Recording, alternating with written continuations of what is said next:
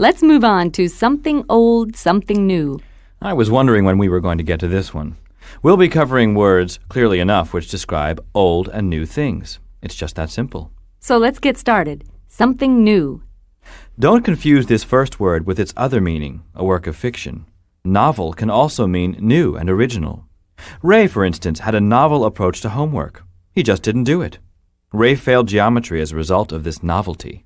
If I may be permitted to pun, there was nothing novel about the author's latest novel. The characters were old and the plot borrowed. It's the idea of originality that really sets the word novel apart from a word like new. Something novel is more than just new. It's clever and original. Kind of like some of Shakespeare's plays. Can it come as any surprise that Shakespeare wrote so many great plays since he lived during the most fertile and exciting period in history? You mean the Renaissance? Yes. And as a matter of fact, that's the next word. When something is nascent, it's being born. Anyone familiar with French or Spanish will know that word. Add the prefix re, and you get Renaissance, or a period of rebirth. When you use a capital R in your use of the word Renaissance, you're talking about the great blossoming of art, literature, science, and culture that transformed Europe between the 14th and 17th centuries. The word is often used, however, without a capital R in connection with lesser rebirths. For example, the declining neighborhood underwent a renaissance when a group of investors bought several crumbling tenements and turned them into attractive apartment buildings. Or, the small college's football team endured many losing seasons, but underwent a dramatic renaissance when the new coach recruited half a dozen 300-pound freshmen. When you want to bring up a new subject for discussion, especially a delicate one, you broach it. Henrietta was proud of her new dress, so no one knew how to broach the subject with her of how silly grandmothers look in leather. Not to mention how hard it was to broach the subject of how tasteless her plastic brooch looked stuck in her blue lapel. Yikes, that's one ugly outfit. Who but a crazy grandmother could beget such an ensemble and get away with it? Beget means to give birth to create. Also, it can mean to lead to and to cause. Those who lie should be creative and have good memories, since one lie often begets another lie, which begets another. Also, those familiar with the early chapters of the Old Testament will remember how so-and-so begot so-and-so who begot so-and-so, and so on and so on. Another word that has a meaning similar to beget is spawn. We often hear about how salmon swim upstream in order to spawn. Well, there's really no mystery about what they're doing up there, is there? Spawn means to produce a large number, to bring forth. One need not refer only to biological functions when using spawn. Take this example. A best-selling book or blockbuster movie will inevitably spawn dozens of imitators.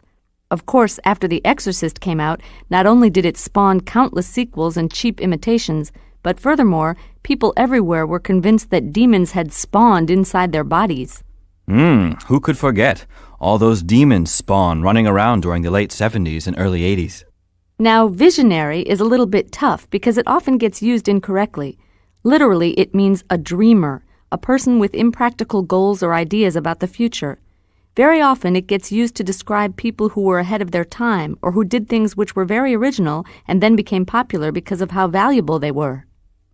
But what you're saying is that it means impractical and dreamy, as in, my uncle was a visionary, not a businessman. He spent too much time tinkering with his anti-gravity generator and not enough time running his plumbing business. Exactly. Here's another. The candidate was a visionary. He had a lot of big ideas, but no realistic plan for putting them into practice. What's more, visionary can also be an adjective. For instance, a visionary proposal is an idealistic and usually impractical proposal.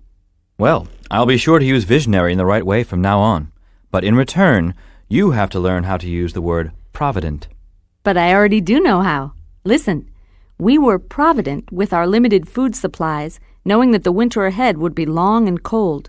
Provident is an adjective that describes people who prepare and provide for the future and are frugal. Well, it seems you do know how to use provident. Now it's my turn. The provident father had set aside money long ago for the college education of his children. Moreover, to be improvident is to fail to provide for the future. It was improvident of the grasshopper not to store any food for the winter, unlike his acquaintance, the provident ant. It could have been that the grasshopper simply planned to replenish his supply as the winter wore on. To replenish means to fill again, to resupply, and to restore. This is the last of the something new words, but here are a few more examples. The manager of the hardware store needed to replenish his stock. Quite a few of the shelves were empty. Or, the commanding general replenished his army with a trainload of food and other supplies. Here's one. After the big Thanksgiving meal, everyone felt replenished. The act of replenishing is a replenishment. The replenishment of our wood supply was our first thought after the big snowstorm. Now it's time for a quick review of the words we just learned. We'll give you the words again, followed by simple definitions of each. First up, Novel. novel means new and original. Renaissance. A renaissance is a rebirth or revitalization. Beget. To give birth to create, or to lead to. Spawn. To spawn is to produce in great numbers, to give rise to. Broach. To broach is to bring up a subject, usually a delicate one. Visionary. Impractically idealistic about the future, an idealist. Provident. Prepared for, providing for the future. Replenish. To fill again, to resupply, to restore. And now, we're going to introduce you to someone who can really make these words come to life. Here's the mayor of our fine city, Boyd Perry.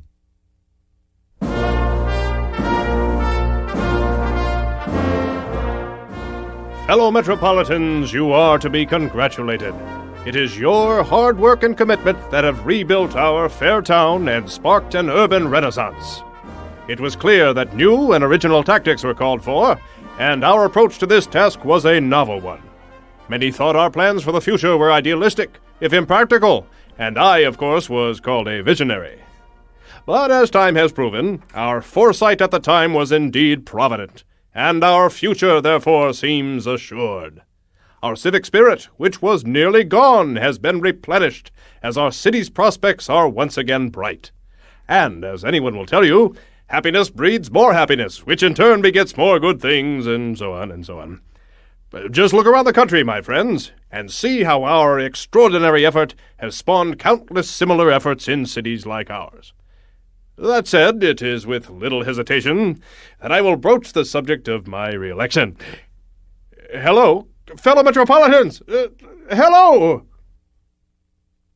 Now let's move on to the words from the other half of this group, something old. There's no need to explain that these words all describe things that are old or that came before. All right, let's get started late in the alphabet with vestige. See if you can figure out the meaning by hearing it in context first. The unhappy young man found vestiges of his fiancée in the rubble. The explosion had effectively ended their romance. Oh, that's pleasant. A vestige is a remaining little piece of something, a last trace. Here's another, less gruesome example. An old uniform and tattered scrapbook were the only vestiges of the old man's career as a professional athlete. Also, your appendix is a vestige. It used to have a function, but now this organ does nothing. No, that's not unpleasant at all. The adjective form of vestige is vestigial. The appendix is referred to as a vestigial organ. It is still in our bodies, although it no longer has a function. It is a mere vestige of some function our digestive systems no longer perform. Perhaps it's not a vestige at all, and is actually a precursor to something that hasn't shown up yet. A precursor is a forerunner, something that comes before and paves the way for whatever it is that follows. This weekend, I'll be vacationing in a friend's rustic cottage up on Lake Kwakahuchi. It's pretty enough, but I'll miss having a hot shower, television, and electric lights.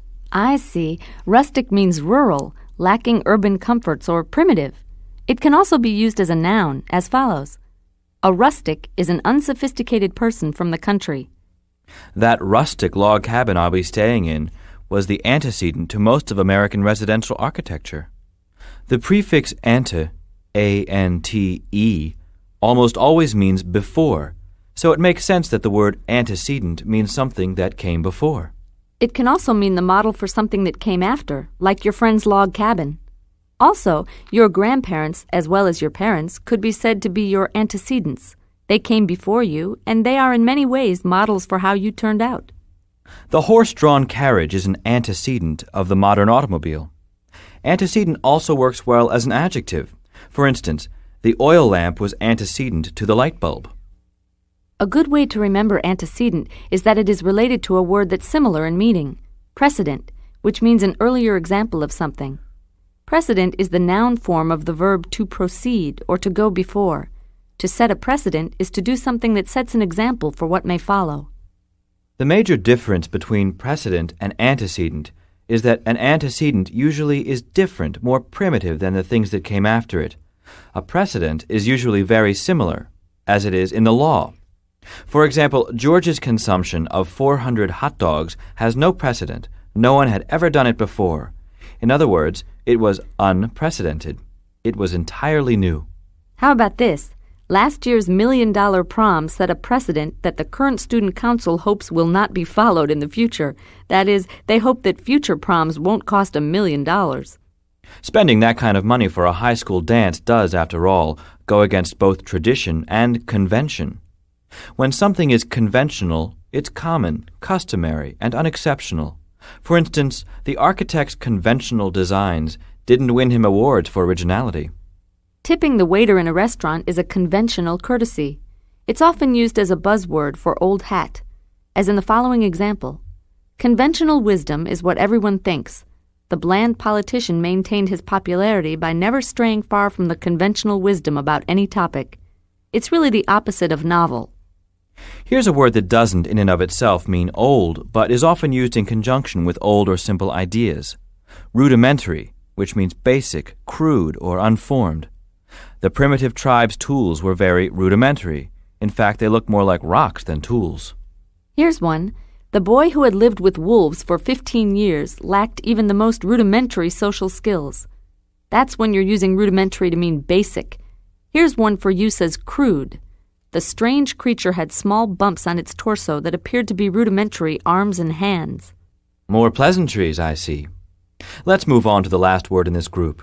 Here's an example first. For a happy life, eat figs is not an adage. No one ever said it before this moment. Honesty is the best policy is an adage. An adage is an old saying, a familiar bit of wisdom. The key is an adage must be old, tried, and true. Have you got one? An apple a day keeps the doctor away. An old chestnut, but nevertheless an adage. Likewise, a bird in the hand is worth two in the bush. Adages are often cliches, but that's an inevitable result of standing the test of time. And speaking of which, it's time for a quick review of our words from something old. Vestige. A last remaining trace of something. Precursor. Predecessor. Something that comes before and paves the way for what comes after. Antecedent. Someone or something that went before and provides a primitive model for what followed. Conventional. Common, customary, or unexceptional. Precedent. An earlier example of something or someone. Rustic. Rural, lacking in sophistication, primitive. Rudimentary. Basic, crude, unformed, or undeveloped. Adage. An adage is an old familiar saying, a cliched bit of wisdom. And now, as you all know, it's time to hear the words used in context. So without further delay, meet Joan Wiflamoo, Museum Curator.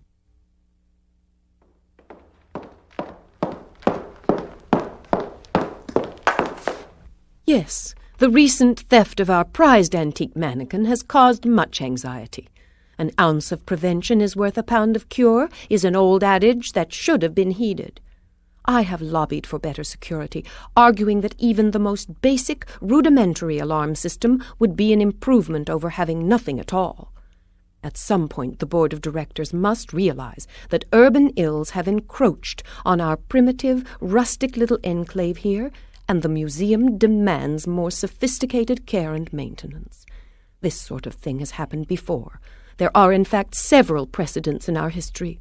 I tried to explain how the previous theft of our collection of ancient keyhole ornaments was surely a precursor to many thefts still to come.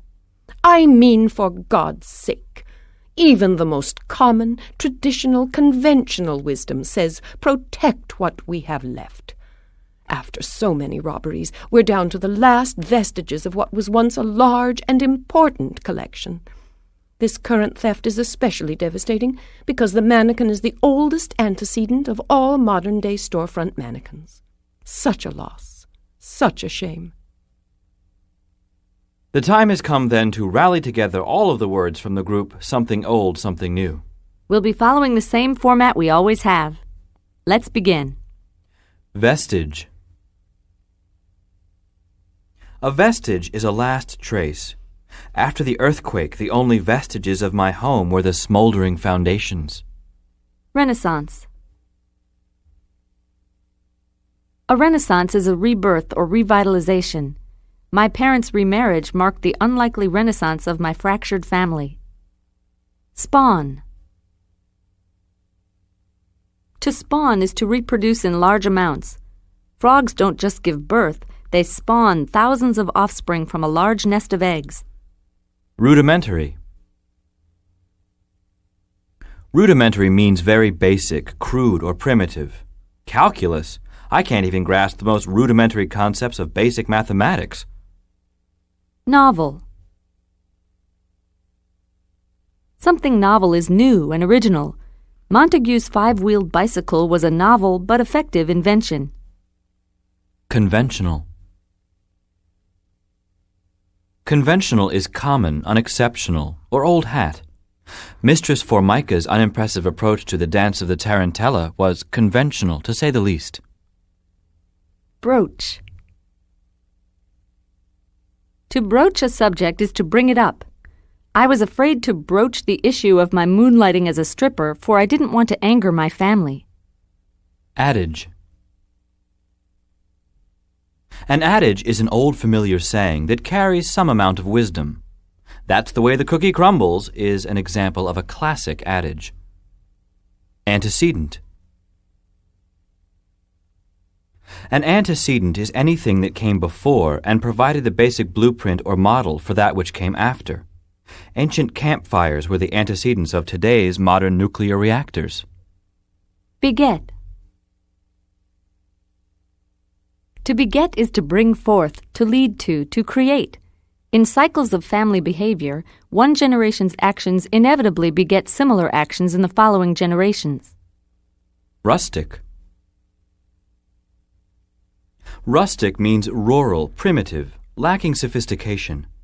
Leland's New York apartment is surprisingly rustic.